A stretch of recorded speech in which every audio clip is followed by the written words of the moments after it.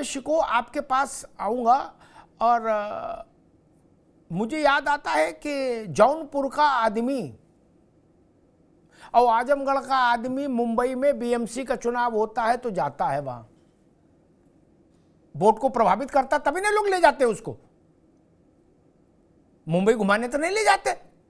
इसलिए कुछ जो थ्योरी हुई कि नहीं मध्य प्रदेश से क्या होगा, मध्य प्रदेश अव्वल तो उत्तर प्रदेश का एक बड़ा हिस्सा उससे जुड़ता ही है, उसी के आधार पर अखिलेश जी गए थे और उन्होंने कैंपेन भी यही किया था कि भाई हमारा तो बिल्कुल इलाका एक ही है बुंदेलखंड।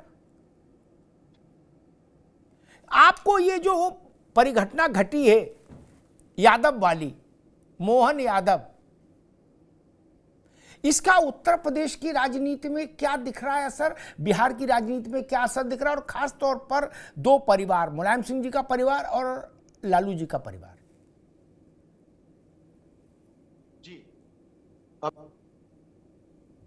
जी, पार्टी ने उठाया है, इस बात में कोई शक नहीं है कि इंडिया गठबंधन अगर सही सलामत रहता है और मजबूती से वो चुनाव लड़ते हैं तो उसमें सबसे बड़ी ताकत बिहार और उत्तर प्रदेश है। और उत्तर प्रदेश और बिहार में जाति जो है वो चरम पे होती है। जाति जनगणना का बाय द वे मुद्दा उभर जाता है लोकसभा चुनाव तक, तो उत्तर प्रदेश में और बिहार में इसका असर होगा।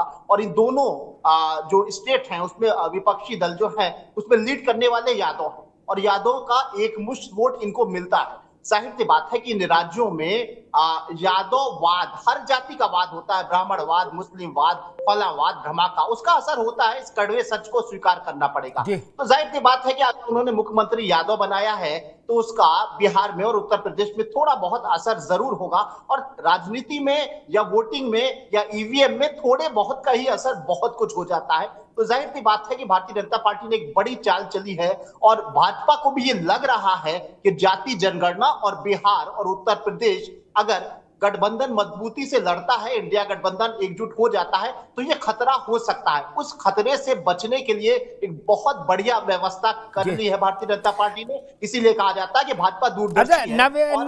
नवेद भाई, एक बात है, फिर मैं मनोज यादव के पास जाऊंगा। अखिलेश जी ने कहा कि पीडीए, पिछड़े दलित आदिवासी, पहले अल्पसंख्यक था फिर आदिवासी, एक बार उन्होंने कहा अखिलेश जी ने, ठीक। तो मैं पीडीए की ये सेकंड वाली फुल फॉर्म पकड़ता हूं जो उन्होंने दोबारा में दी, पिछड़े दलित आदिवासी, हिंदू आदिवासी छत्तीसगढ़ का मुख्यमंत्री, पीडीए का एक डी क्लियर हुआ,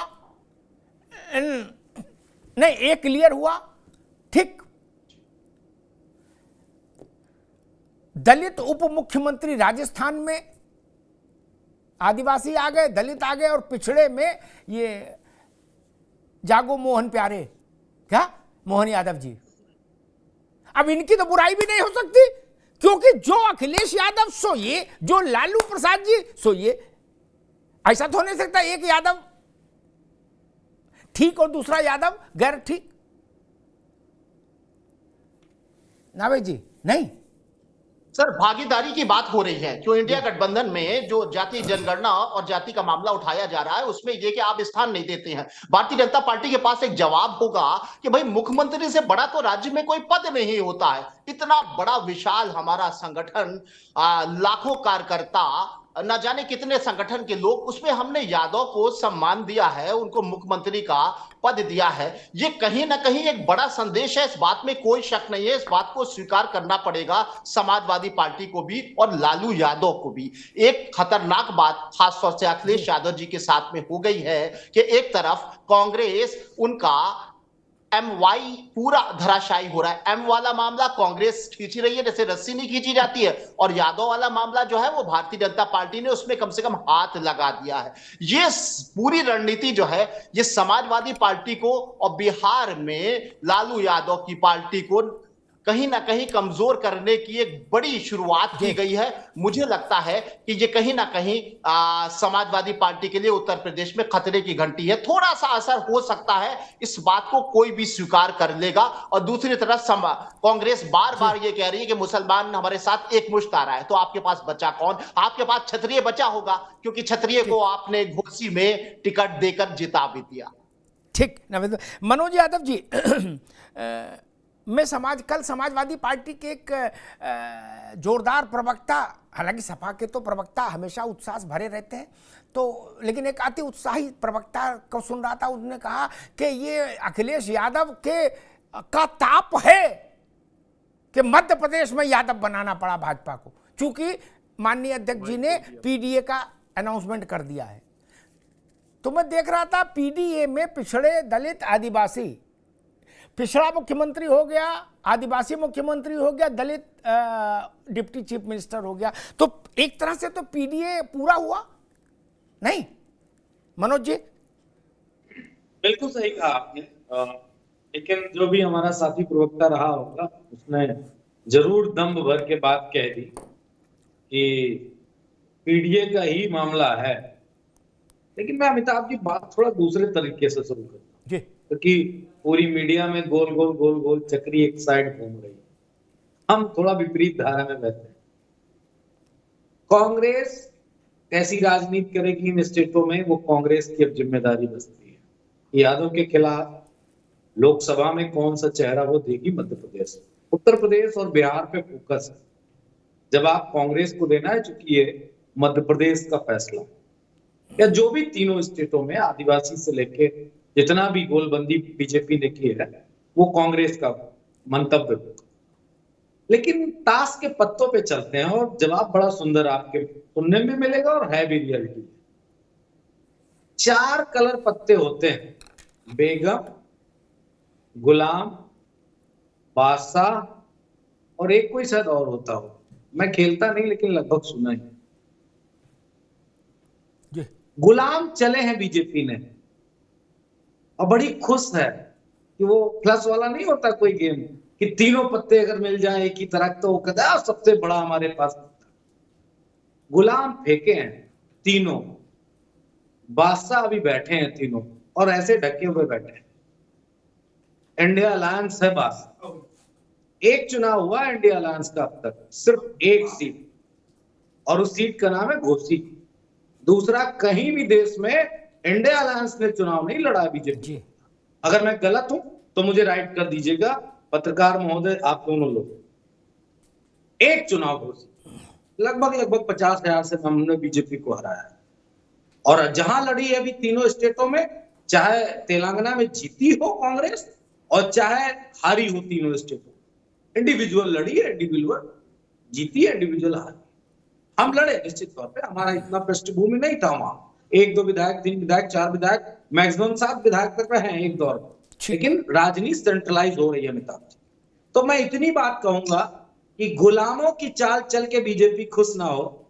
जिस दिन बादशाह ट्रिपल आएंगे तो शायद मेरे ख्याल से बीजेपी के लिए बड़ी दिक्कत होगी। वैसे एक बात बता दूं, कान में आपके एक बात कह दूं, कान में मोदी अमित शाह को पता है कि इंडिया के पास वो कौन तुरुप के बादशाह के 3 पत्ते हैं, अच्छे से मालूम। ठीक है मनोज यादव, हर चुनाव से पहले दंभ के कुतुब मीनार पर खड़े होकर घोषणाएं होती हैं, क्या कि अब की देखना, सुपड़ा साहब कहते जब घटना घट जाती है, रिजल्ट आ जाते हैं, उनकी पोस्टमार्टम हो जाता है, तो कहते वो छोड़ो पिछला, अगले में देखना अब की हाहाकार होगा। वो विषय में नहीं, आज विषय सिर्फ इतना, मनोज अभी नहीं, मैं मनीष हिंदवी के पास चलूंगा। आज विषय सिर्फ इतना है कि कोई भी बड़ी घटना राजनीतिक घटती है, वो आसपास के पूरे परिक्षेत्र को प्रभावित करती है, एक, और दूसरा एक तर्क ये भी दिया जाता है, आज से नहीं पहले से दिया जा रहा है, क्षेत्रीय दल इस तर्क को बेचते हैं। वो तर्क कुछ ठीक है लेकिन पूरा ठीक नहीं है, वो अर्ध सत्य है। वो कहते हैं कि हमारा तो मालिक है उस जात का, बाकी तो मालिक नहीं, कांग्रेस भाजपा में मालिक तो नहीं हो सकते, ये तर्क देते हैं वो। इसमें मैं एक बात जरूर कहूंगा कि सपा सरकार बनाएगी तो मुलायम सिंह जी चीफ मिनिस्टर होंगे, वो नहीं होंगे तो अखिलेश जी होंगे, ठीक। वहां लालू जी की पार्टी अलायंस में या इंडिविजुअली सरकार बनने में आएगी तो लालू जी हो सकते हैं, राबड़ी जी हो सकती हैं, तेजस्वी हो सकते हैं, तेज प्रताप हो सकते हैं, मीसा हो सकती है, क्या कोई दूसरा यादव नहीं हो सकता? नहीं हो सकता, दोनों राज्यों में नहीं हो सकता। और इनसे बड़ा कोई यादव चेहरा नहीं परिवार का, ठीक।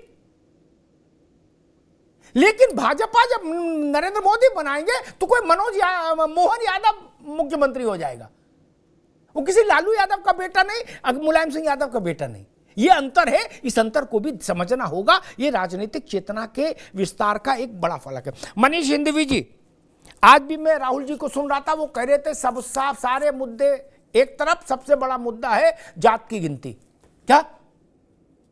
तो जात के खेल में तो मेरे ख्याल से ये जो 3 चयन किए हैं बीजेपी ने 3 राज्यों में, इसमें जात का ही सारा ख्याल है, सारा गुणागणित है नहीं।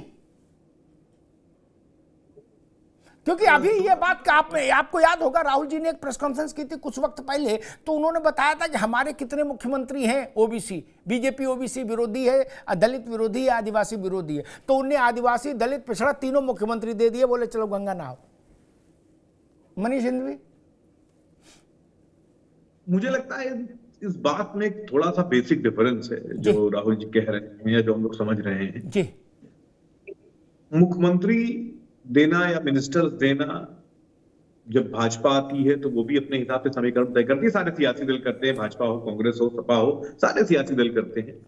महत्वपूर्ण बात यह है कि जिस जातीय जनगणना की बात राहुल जी कर रहे हैं, वो बात कर रहे हैं कि जो अंतिम व्यक्ति है उसको फायदा मिले। ये पिछली बार मुझे लगता है आप ही ने यहाँ पर एक डिबेट करी थी और आपने कहा था कि एक 70 साल के विकास यात्रा में बहुत सारी ऐसी जातियां हैं, बहुत सारे ऐसे लोग हैं जो पीछे छूट गए हैं। मुझे याद है तो आपने आंकड़े भी कुछ रखे थे जी हाँ, कि 97 जातियां ऐसी हैं जिनको फायदा मिला है और बाकी छूट गई हैं। एक सेकंड मनीष भाई, ओबीसी में ही सारे ओबीसी के नेता देश के सुने जिन्होंने पूरा जीवन राज भोगा ओबीसी के नाम पर। 2600 से ज्यादा ओबीसी जातियां ऐसी हैं सेंट्रल लिस्ट की जिनके पास आरक्षण का एक दाना नहीं पहुंचा, राई रत्ती नहीं पहुंची। और नेताओं की गाड़ियां बड़ी होती गई, महंगी होती गई, सिंहासन बड़े होते गए, कुर्ते में कलम लगता गया। ये सच्चाई है। आदरणीय अमिताभ जी, तो जो बात राहुल जी कह रहे हैं कि इस विकास यात्रा में जो लोग छूट गए हैं, जातीय जनगणना करके उनकी गिनती कर ली जाए और विकास का कुछ फल उन तक भी जाने दिया जाए, ये एक बात है। और सत्ता हम जीत गए हैं, जनता, देखिए जनता का जनादेश आखिरी होता है और जनता ने 5 राज्यों में 3 राज्य भाजपा को दिए, एक हमको दिया और एक नया दल है उसको दिया मिजोरम में। तो उसका सम्मान है, उस पर कभी आप इनकार नहीं कर सकते। जनता ने हमें 40% से ज्यादा मत देकर विपक्ष दिया, मजबूत विपक्ष दिया, हमें वो भी सम्मान करना है, हमें मजबूती से विपक्ष में बैठना है। लेकिन मैंने कहा नहीं, हम इन 2 बातों को अलग रखें। जातीय जनगणना की बात जो राहुल जी कह रहे हैं लगातार हम इस पर लगे रहेंगे, वो यही है कि जिस अंतिम व्यक्ति की बात महात्मा गांधी जी करते थे, हम उस अंतिम व्यक्ति की बात करते रहे और उस तक विकास यात्रा के फल पहुंचाते रहे। ठीक मनीष बाबू, मैं आलोक वर्मा के पास चलूंगा, उससे पहले एक अनुरोध कांग्रेस से जरूर करूंगा मनीष जी के थ्रू। अगर जो वो मनीष बाबू जो कह रहे हैं, चूंकि मनीष जी योग्य व्यक्ति है, वो नेता तो बाद में बने, लिखने पढ़ने वाले व्यक्ति पहले भी थे। अगर राहुल वही कह रहे हैं जो मनीष जी ने हमको बताया, राहुल जी वही कह रहे हैं, तो उनसे कहिए फिर वाक्य में संशोधन करें, वाक्य रचना में, तब उनका मंशा मैं मानूंगा जो मनीष हिंदवी कह रहे हैं। ये गोल गोल ना घुमाओ महाराज, हमको तो ना घुमाओ, कम से कम एटा इटावा फर्रुखाबाद में घुमा लो जनताओं को, अलग बात, मैं तो नहीं घूम सकता। फिर ये बोलो ना कि हम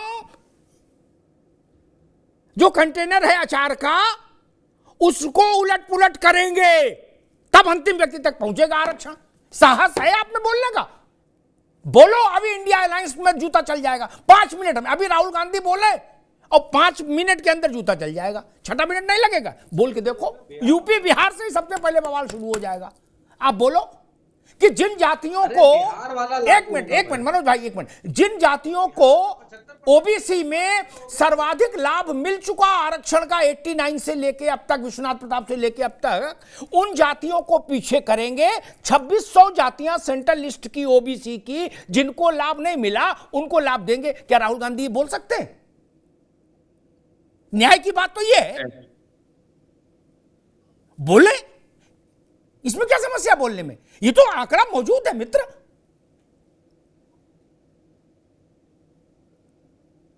छब्बीस 2600 जातियां हैं ऐसी भारत की केंद्रीय सूची की ओबीसी की। अब राहुल जी वही चाहते हैं ना, तो फिर हिम्मत करें और बोले कि जिन बिल्कुल बोलेंगे। गिनती भर, मुट्ठी भर जातियों ने ओबीसी के नाम पर सारा आरक्षण अपने उसमें दबा लिया मुट्ठी में, हम उस मुट्ठी को खोलेंगे और आरक्षण अंतिम व्यक्ति तक ले जाएंगे। ये बात नहीं बोलते। ये बुलवाइए तो हम उनके साथ खड़े हो जाएंगे। हम कहेंगे ये न्याय की बात है, राहुल गांधी बोले तो कोई बोले, उसका समर्थन होना चाहिए, लेकिन बोलना यही पड़ेगा। ये गोल गोल नहीं चलेगा मित्र कि ये भी सधे रहे वो भी सधे रहे ना। जातियों का वर्चस्व देख के राजनीतिक लाइन तय करेंगे तो ये समस्या आएगी। मनीष जी, आप भी समझ रहे हो मैं क्या कह रहा हूं। खैर, आलोक वर्मा जी, मैं देख रहा हूं, अरे मनीष भाई आएंगे, आपको एक मिनट आएंगे। आलोक जी, मैं देख रहा हूं कि आप 2009 में 22% ओबीसी आपको वोट करता था देश में, 2019 में 44% करने लगा, और रीजनल पार्टीज को जो ओबीसी वोट करता था 2009 में, उससे वो 12% कम हो गया और वो सीधे आप में जुड़ गया। लेकिन फिर भी ओबीसी में जो एक डोमिनेटिंग कास्ट है यादव, वो उसके और आपके बीच में गतिरोध बना ही रहा, खासतौर पर हिंदी पट्टी में। उसका कारण ये दो परिवार भी हो सकते हैं और भी तमाम वजह हो सकती हैं। क्या उसी गतिरोध को तोड़ने के लिए आपने ये सिक्का उछाला है मध्य प्रदेश की जमीन पर कि मोहन यादव आओ और गद्दी संभालो? आलोक जी। अमिताभ भाई, एक शेर है, मैं ना कहता था मेरे घर में खुशी आएगी, शर्त इतनी है कि पहले तुम्हें आना। इस प्रदेश के, देश के जो वंचित तबके के लोग हैं, जो पिछड़े हैं, जो दलित हैं, जो आदिवासी हैं और जो विकास की दौड़ में पीछे छूट गए, उनकी अभिलाषा थी कि कोई पार्टी आएगी जो उनका भाग्य बदले। उनके नाम पे बहुत सारी पार्टियां खड़ी हुई। समाजवादी पार्टी खड़ी हुई, हमारे साथी मनोज भाई बैठे हैं, जो पिछड़ों के नाम पर पार्टी खड़ी हुई।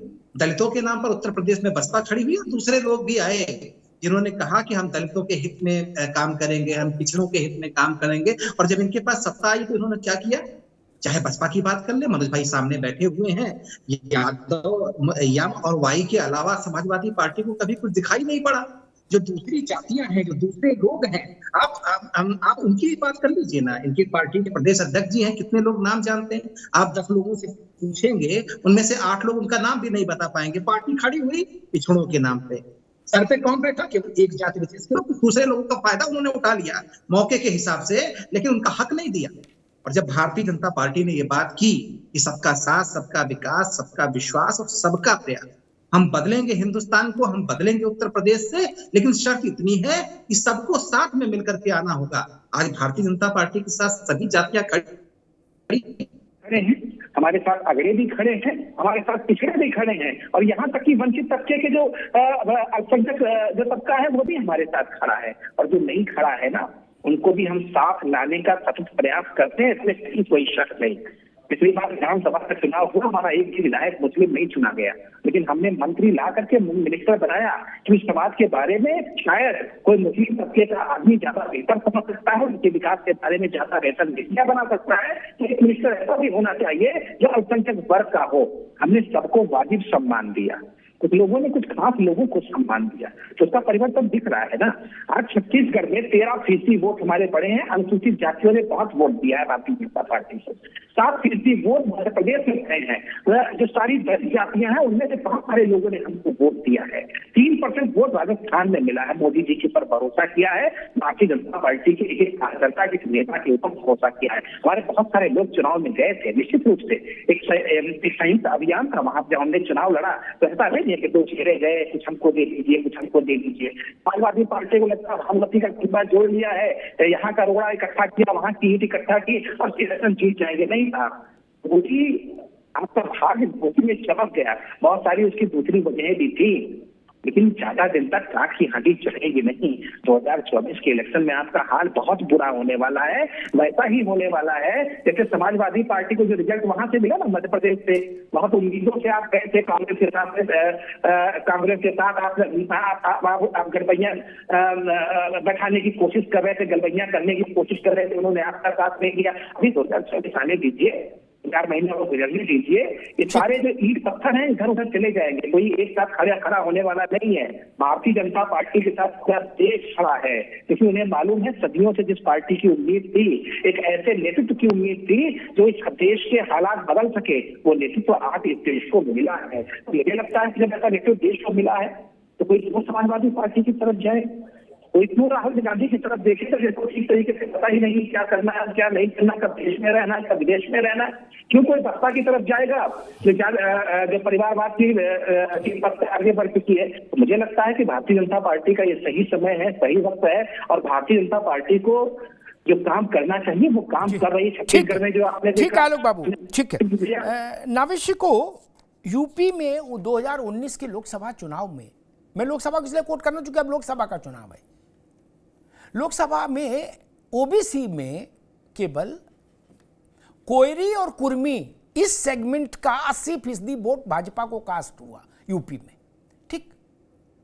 और यादव और कोयरी कुर्मी इनको छोड़कर जो ओबीसी जातियां हैं उसका 75% वोट उनको मिला। लेकिन फिर भी चूंकि यादव बहुसंख्यक बड़ी आबादी है ओबीसी में, उत्तर प्रदेश में और बिहार में, इस 10% तो कुल आबादी की यादव है, तो उस नाते वहां उसको 22% सपोर्ट मिला केवल। क्या भाई हो गया कि बाकी नॉन यादव ओबीसी बीजेपी उनके साथ कंफर्ट जोन में है, ये आंकड़े बता रहे हैं, और मोर देन कंफर्ट जोन है, लगभग 75% प्लस है। अब बचता है यादव वोट बैंक। क्या आपको लगता है कि बीजेपी का ये जो नैरेटिव है कि आप सपा को चुनोगे तो अखिलेश जी या उनके परिवार को खाते राज गद्दी जाएगी, आप आरजेडी को चुनोगे तो लालू जी के परिवार में गद्दी जाएगी, आप भाजपा को चुनोगे तो मोहन के पास गद्दी आ सकती है, ये नैरेटिव आपको लगता है काम करेगा? बिल्कुल, बहुत प्रैक्टिकल बात है और इसकी मिसाल दी जाती है और दी जा सकती है, क्योंकि इस तरह का जब कोई तर्क उठाता है तो बताता है कि समाजवादी पार्टी का जब जन्म हुआ उसके बाद कौन क्या बना, अब उनके परिवार के ही लोग थे। इस तरह लालू यादव की पार्टी का ये तर्क, इसको कोई झुटला नहीं सकता। लेकिन इसका दूसरा पहलू भी है। दूसरा पहलू ये है कि ये धारणा जहां बनी हुई है इस देश में और पिछड़ों में इस तरह की धारणा है, यादव परिवार में भी ये धारणा है कि हमारे समाज का कोई मुख्यमंत्री बन जाए, ये जरूरी नहीं, लेकिन मुलायम परिवार का बनेगा ये तय है। लालू प्रसाद का भी ये उनकी पार्टी में भी। लेकिन इसका दूसरा रूप भी ये है कि जहां पर ये धारणा है वहां पर एक ये भी धारणा है कि किसी जो बने हैं मध्य प्रदेश में मुख्यमंत्री वो कठपुतली होंगे, क्योंकि इस देश की बड़ी जनसंख्या इस बात को मानती ही नहीं है कि मनमोहन सिंह प्रधानमंत्री थे। ये वो देश है जहां थिंकिंग दिमागों में बैठ जाते हो, कहते वो कठपुतली थे। आज भी कहा जाता है कठपुतली थे। आज ये कहा जाता है कि राष्ट्रपति का पद क्या होता है, वो कितना पावर होता है और वो क्या करता है। ये धारणा भी है और इसके साथ ये भी बात तय है कि भारतीय जनता पार्टी जाति के मामले को लेकर कहीं ना कहीं सहमी है और उसकी तैयारी कर रही है। भले ही इंडिया गठबंधन एकजुट नहीं हो पाया है, ये मामला गंभीरता से लिया है, उसने अपने बड़े बड़े चेहरों को किनारे कर दिया है, उसने इसका असर भी होगा। वो कहेंगे कि यादव साहब जो मुख्यमंत्री की कुर्सी पर आए हैं उनकी क्या चलेगी, जब शिवराज साहब और वसुंधरा साहब जिन्होंने स्टेट में जनाधार पैदा किया, जहां सींचा भारतीय जनता पार्टी को, जब वो किनारे हो सकते हैं तो ये तो डमी है। ये धारणा भी है और वो धारणा भी है। दोनों चश्मों से अगर देखा जाए तो इस देश की सोच अलग अलग। सवाल है नावेश को, इसमें एक सवाल है। आपने कहा कि ये धारणा आएगी कि डमी, ठीक, तो देश में सर्वाधिक शक्तिशाली राजनेता तो नरेंद्र मोदी हैं, ठीक, वो प्रधानमंत्री से नहीं, वैसे भी देश में वो सबसे बड़े राजनेता हैं। बाकी लोग फिर बहुत पॉपुलैरिटी में बहुत छोटे हैं, ठीक। रीजनल पार्टियों के तो फिर छोड़ ही दीजिए, नेशनल में ही मुकाबला नहीं हो रहा। वो भारत के प्रधानमंत्री हैं, वो ओबीसी हैं, बात ही खत्म हो गई फिर तो। अब उनसे ज्यादा ताकतवर क्या होगा कोई? फिर तो पूरा ओबीसी गदगद होना चाहिए। नहीं, फिर काहे की बहस? अगर मैं आपके सिद्धांत को मान लूं फिर काहे की बहस? फिर तो बात ही खत्म हो गई। आदिवासी राष्ट्रपति 12 करोड़ और ओबीसी प्रधानमंत्री 50% आबादी, बात खत्म हो गई। फिर काहे की लड़ाई है?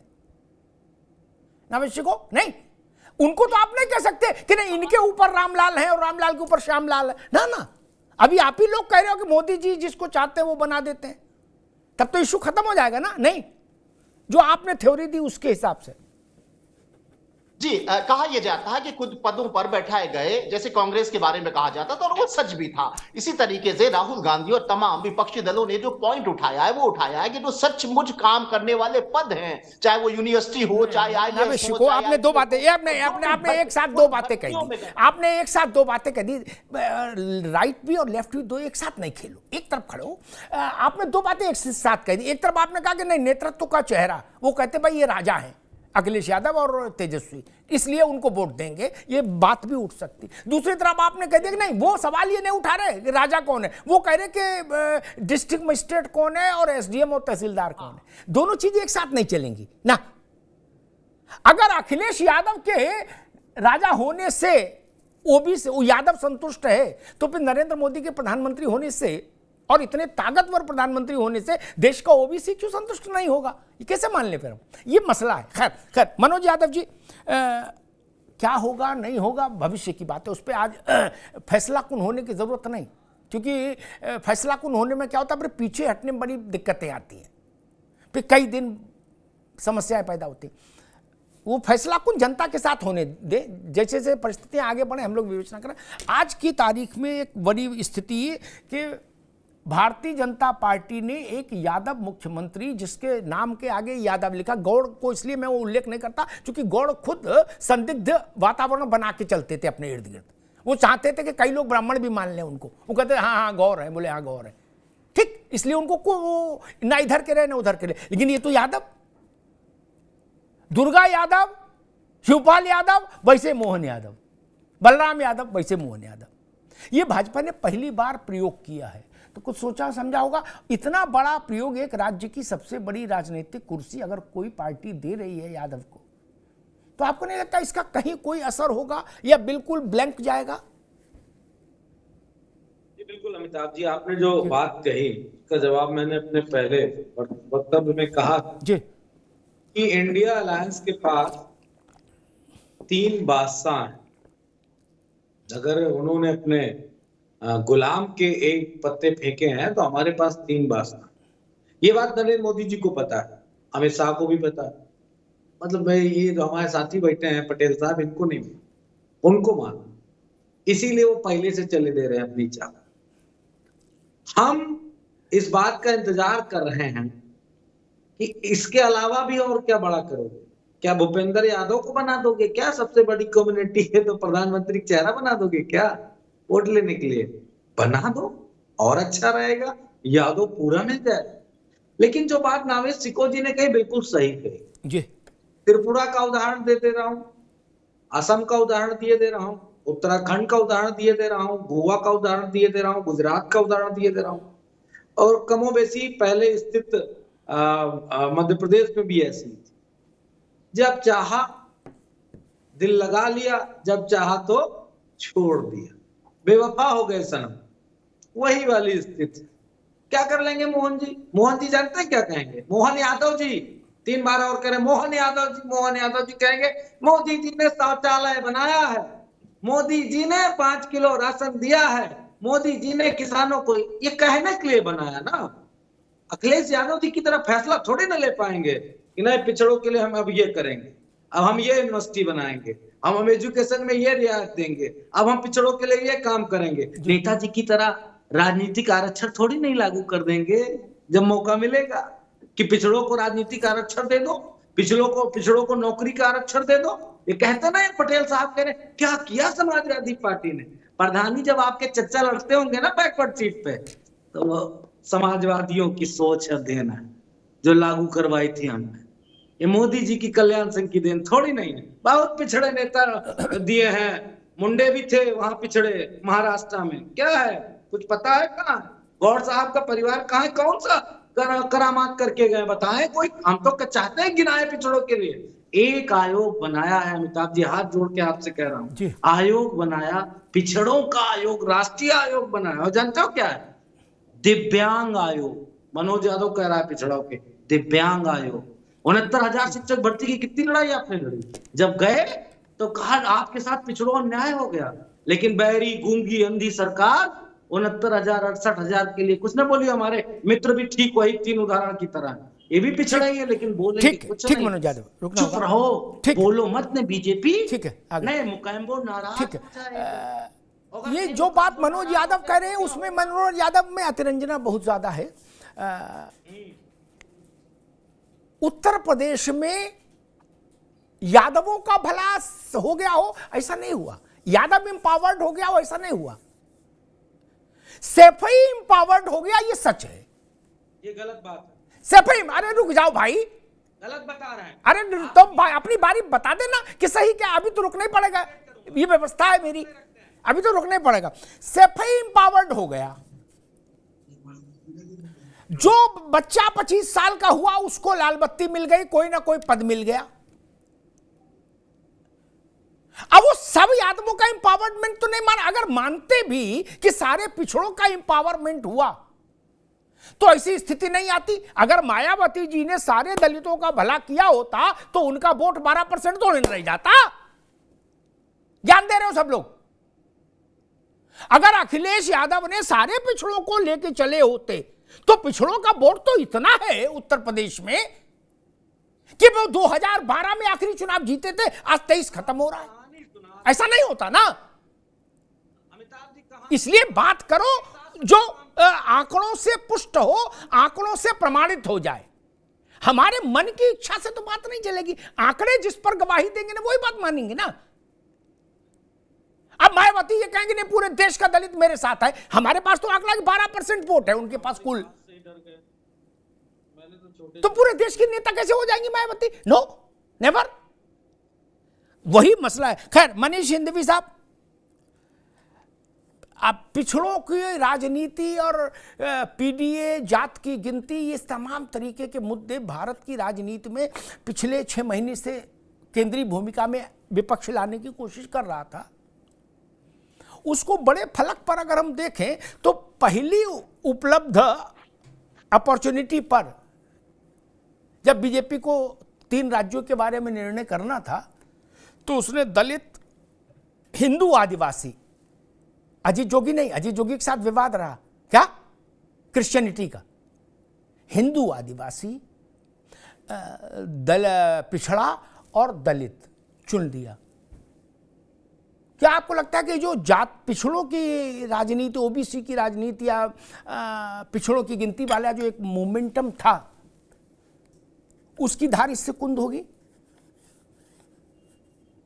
या आपको लगता है कि नहीं ये उसको इफेक्ट नहीं करेगा, वो अलग लड़ाई है, ये अलग चीज है? आदरणीय अमिताभ जी, बहुत ज्यादा समय न लेते हुए थोड़ी सी बात पीछे ले चलूंगा। देखिए, आप ये समझिए कि कोई भी लड़ाई एक दिन की नहीं होती है।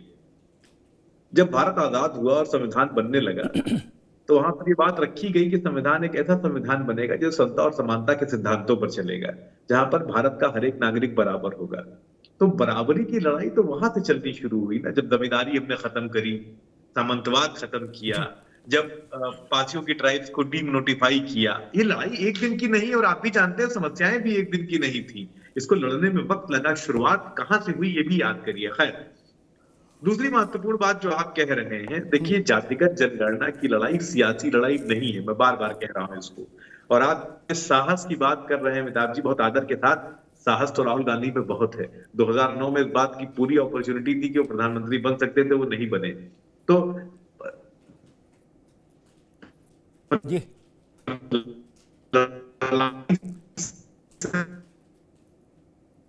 इसलिए नहीं कि सत्ता हमारे पास है, जिसको फायदा नहीं मिला उसको फायदा मिलना चाहिए। और आपकी बात से मैं 100% सहमत हूं कि कहीं घालमेल नहीं होना चाहिए, स्पष्ट होना चाहिए कि लड़ाई अंतिम व्यक्ति के लिए है तो है, जातिगत जनगणना हो और फायदा सबको मिले, हम सब इसके साथ हैं। तो वो ये किसी एक पर्टिकुलर जाति के आदमी को पद देना हालांकि इसका देखिए, इसका भी सियासी लाभ मिलता है, मैं मना नहीं करूंगा, और ये सारे राजनीतिक दल करते हैं, इसका बिल्कुल सियासी लाभ मिलता है। जब हम अपना कैबिनेट बनाने लगते हैं, कोई पार्टी बनाए, पूरे भारत में कोई पार्टी बनाए, तो सब बैलेंस करने की कोशिश करती है, 2 इनको ले आओ, 3 इनको ले आओ, 1 इनको दे दो, करती है, सब सारे राजनीतिक दल करते हैं, क्योंकि रिप्रेजेंटेशन दिखाना होता है। और रिप्रेजेंटेशन अगर आप जनता में मैसेज नहीं करेंगे तो जिनसे वोट लेकर आए हैं, फिर वो आप किस मुंह में उनकी बात दोबारा जाएंगे। हाँ, लेकिन मैं फिर कह रहा हूं कि जातिगत जनगणना की लड़ाई इससे अलग है। जी बिल्कुल ठीक बात है। मुझसे कल्याण सिंह जी ने एक बात कही, मैं कल्याण सिंह, मुलायम सिंह और कांशीराम, इन तीनों को बड़ा नेता इस रूप में मानता हूं कि इनको जमीन की बाकी अपने समकालीन नेताओं से ज्यादा समझ थी। माफ करें, जो लोग इससे आहत हों वो मुझे क्षमा करें। कल्याण सिंह, मुलायम सिंह और कांशीराम, और इन तीनों के साथ में खूब बैठा, एक पत्रकार के नाते मैंने इनको समझने की कोशिश की। वो थ्योरी आपको गूगल में नहीं मिलेंगी, किताबों में नहीं मिलेंगी, ना ऑक्सफोर्ड की, ना चौखंबा प्रकाशन की किताब में, जो इन्होंने जीवन में जय पराजय झेलते हुए पाई है। कांशीराम का कोई मुकाबला करेगा?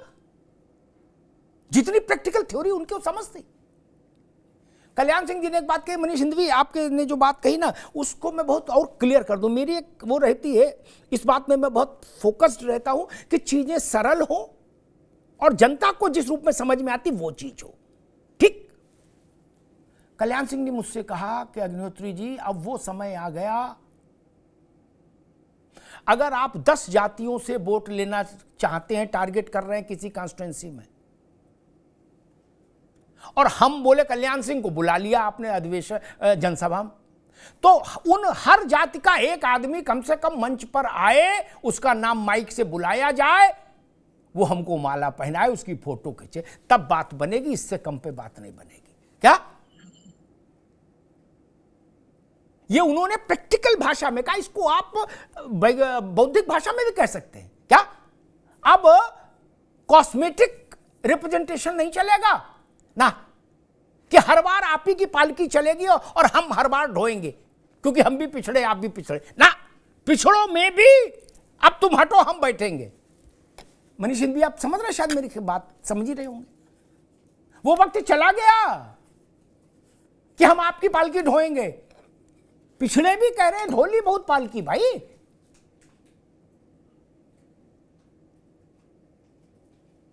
ढोली कितना ढोएंगे और क्यों ढोएंगे? जब रिजल्ट आएगा तो आप ही बनेंगे। नहीं, ये स्वीकार नहीं। भारत में मुस्लिम आबादी का 85% जिस वर्ग से आता है, 75 साल में उस वर्ग के सांसद विधायक मुट्ठी भर, और 15% वाले मौज ले रहे, रबड़ी खा रहे, गरम जलेबी भी डाल डाल के। अब वहां भी खदबदाहट है, नावेशी को उसको बेहतर समझेंगे, वहां भी खदबदाहट है। क्या?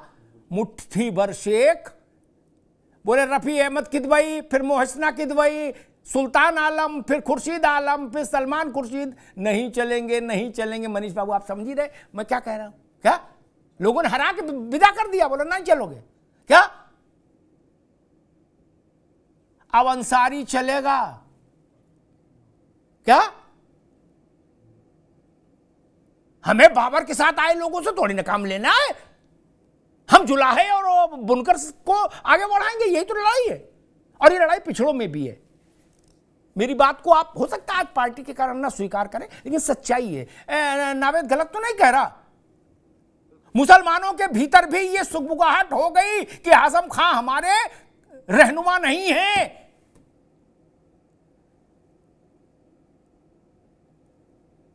जिसकी चमड़ी काली है मुसलमान में,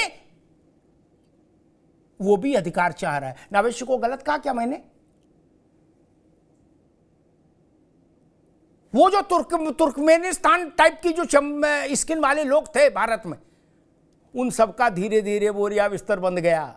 मनीष भाई, मनोज जी, अब हमारी आपकी त्वचा वाले मुसलमान सांसद विधायक हो रहे हैं।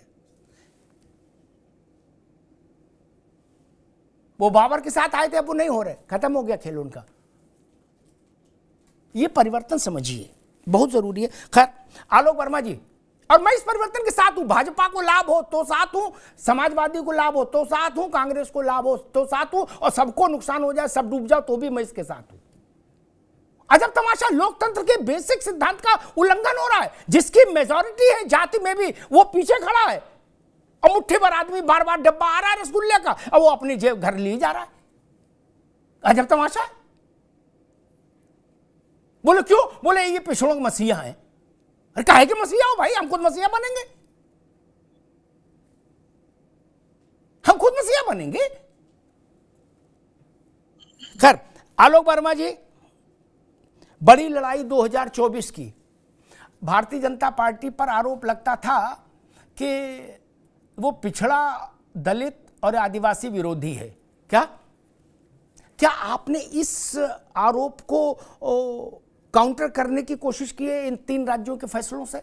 क्योंकि ये फैसले बिल्कुल ऐसा लग रहा है कि वेल प्लान्ड फैसले थे कि समाज के किस वर्ग को कहां रिप्रेजेंटेशन देना है। देखिए, निश्चित रूप से मोदी जी ने जब ये कहा कि भारतीय जनता पार्टी का हाथ गरीबों के साथ, तो गरीबों में सभी शामिल हैं जिनको जरूरत है, जो पीछे छूट गए हैं, जो दलित हैं, जो पिछड़े हैं, जो आदिवासी हैं, जो अल्पसंख्यक हैं, जो तरक्की की दौड़ में पीछे रह गए, उनको आगे बढ़ाने की जरूरत है। मुझे लगता है केवल बंटवारा करके कि आप यादव और मुसलमानों का साथ जोड़ लीजिए, आप कुर्मी को इकट्ठा कर लीजिए, आप निषादों को यहाँ जोड़ लीजिए, इससे अब राजनीति बढ़ने वाली नहीं, चलने वाली नहीं। अगर ये भी सच्चाई है कि जाति को भी आप खत्म नहीं कर सकते।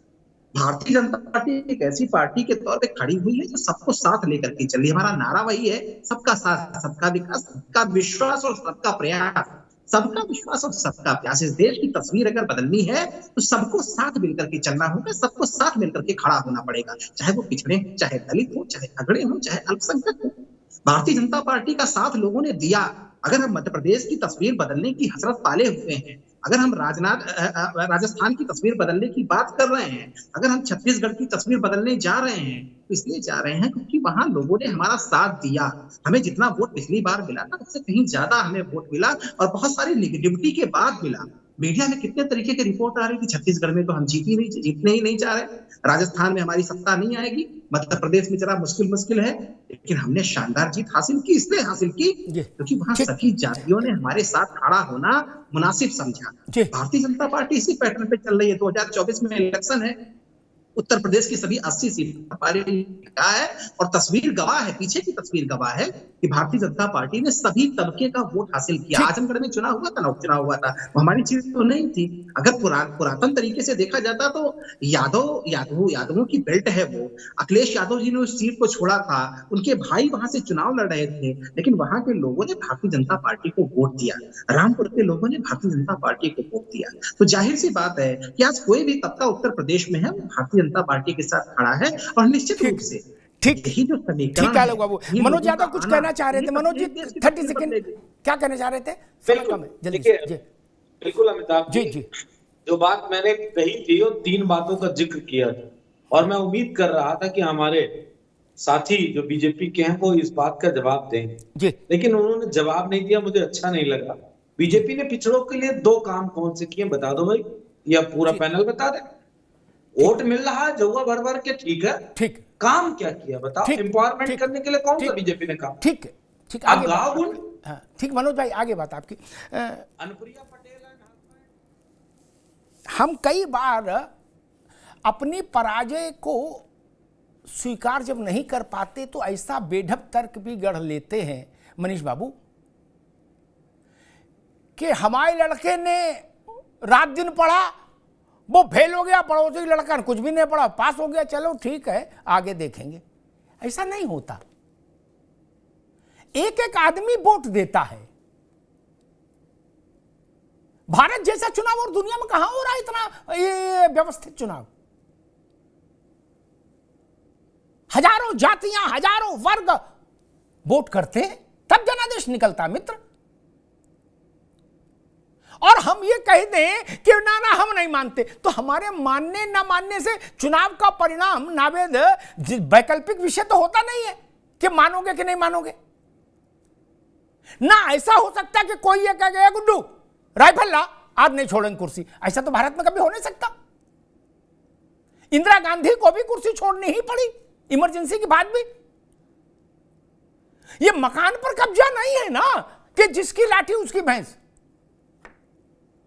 ये भारत के लोकतंत्र का सौष्ठव है, सौंदर्य है।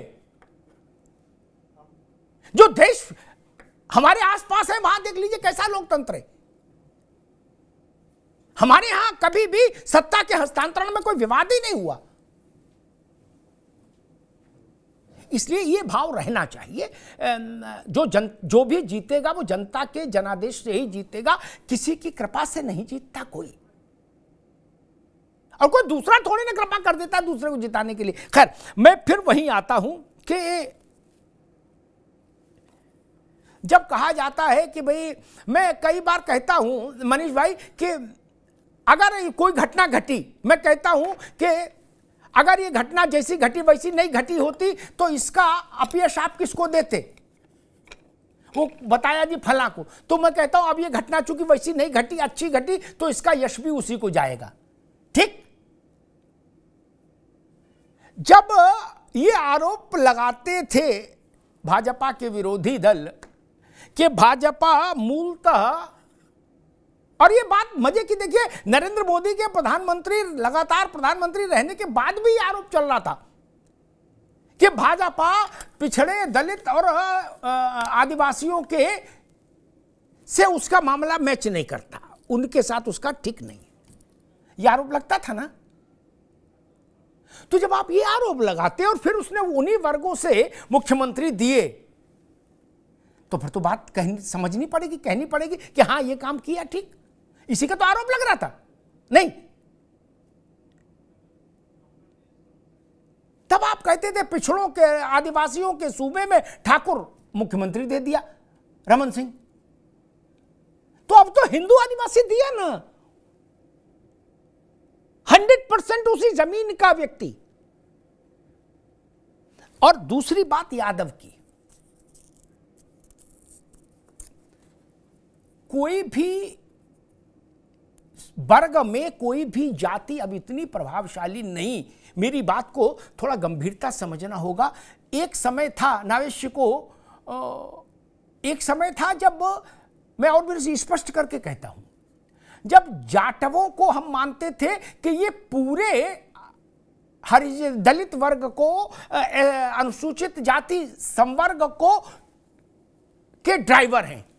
मनीष बाबू, बड़ी गंभीर बात कह रहा हूं। भारत की राजनीति में माना यह जाता था कि जाटव पूरे दलित उसको लीड करते हैं, जिधर जाटव जाएगा उधर ही पूरा दलित जाएगा। वो स्थिति खत्म हो गई, अब ऐसा नहीं है। दलितों में जो जातियां हैं वो अपने हिसाब से अपना फैसला कर रही हैं। इसी के समानांतर इस देश में ऐसा माना जाता रहा कि पिछड़ों को यादव लीड करेंगे, जिधर यादव उधर पिछड़ा। आंकड़े बता रहे हैं 2009 के बाद से ये धारणा ध्वस्तीभूत हो गई।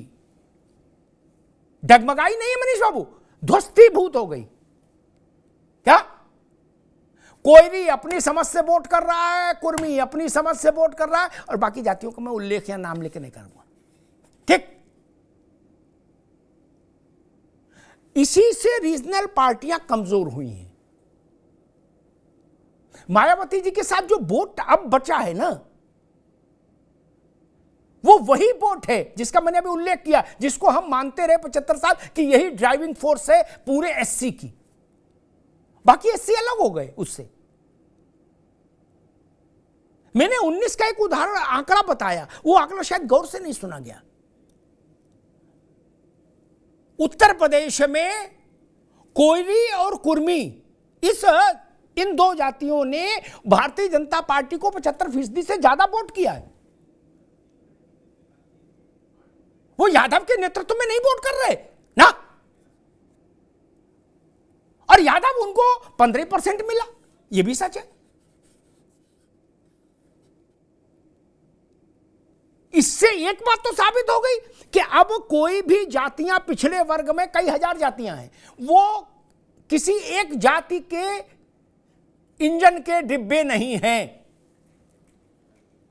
ये भारत के लिए सबसे अच्छा, और यही बात मुस्लिमों पर भी लागू हुई। मेरी बात से नाविश को भाई सहमत होने चाहिए। क्या पहले क्या होता था, जब मैं पढ़ रहा था मनोज बाबू, तो मुस्लिम का मतलब शेख पठान, क्या वो बिल्कुल गोरे चिट्टे होते थे, अलग चमकते थे फर्रुखाबाद में, क्या वही सारे मुस्लिमों के माई बाप होते थे। अब वो स्थिति नहीं है ना। अब जुलाहा भी है, और भी लोग हैं, बुनकर भी हैं, और उन्होंने शेख पठानों की डोली उठाने से इनकार कर दिया, पालकी ढोने से। भारत के लोकतंत्र के लिए ये बड़ी बात है, अच्छी बात है। हर जाति को अपने विवेक से फैसला करना चाहिए। उसकी बेहतरी कहां है? ब्लॉक के आधार पर वोट नहीं ठीक है, वो बदलाव आ रहा है। इसलिए मैंने चर्चा की कि जो मध्य प्रदेश में बदलाव हुआ है उसका असर उत्तर प्रदेश में भी पड़ेगा, बिहार में भी पड़ेगा। कितना पड़े? अगर जौनपुर के कृपाशंकर मुंबई में असर डालते हैं, 10 वोट का डाले चाहे 1000 वोट का डाले, तो फिर तो कोई मतलब है ना।